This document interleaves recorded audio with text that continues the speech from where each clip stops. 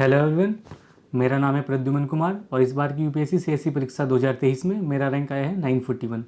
और जो मेरा माध्यम था मेंस और इंटरव्यू का वो हिंदी माध्यम था और ये मेरा थर्ड अटैम्प्ट था। पहला अटैम्प्ट मैंने 2021 में दिया था और 2021 में मेरा प्रीलिम भी क्लियर नहीं हुआ। 22 में मैं सीसेट में रहा और अब की बार ये मेरा 2023 में पहला मेंस और पहला इंटरव्यू था। और जैसा आप सभी को पता ही है कि जो यूपीएससी की परीक्षा है उसमें प्रीलिम हो या मेंस हो, पीवाईक्यू का बहुत ही ज़्यादा महत्वपूर्ण इसका में योगदान होता है। और कोई भी टॉपर हो, मतलब कुछ भी रैंक हो, सभी इस बात को बोलते हैं कि पीवाईक्यू करना बहुत ही अनिवार्य है।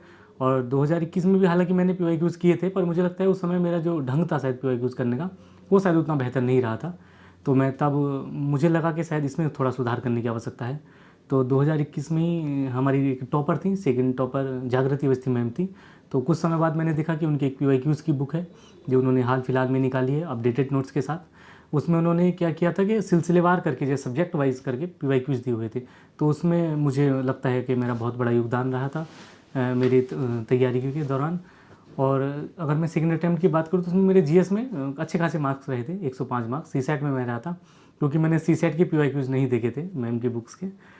तो जीएस के लिए मैं कहता हूँ और सीसेट दोनों के लिए बहुत ही महत्वपूर्ण है। अगर मैं एक बार आपको दिखा भी दूँ तो ये इसमें 26 ईयर का इसमें दिया हुआ है, पीवाईक्यूज़ को एनालिसिस करके बहुत अच्छे से दिखाया गया है।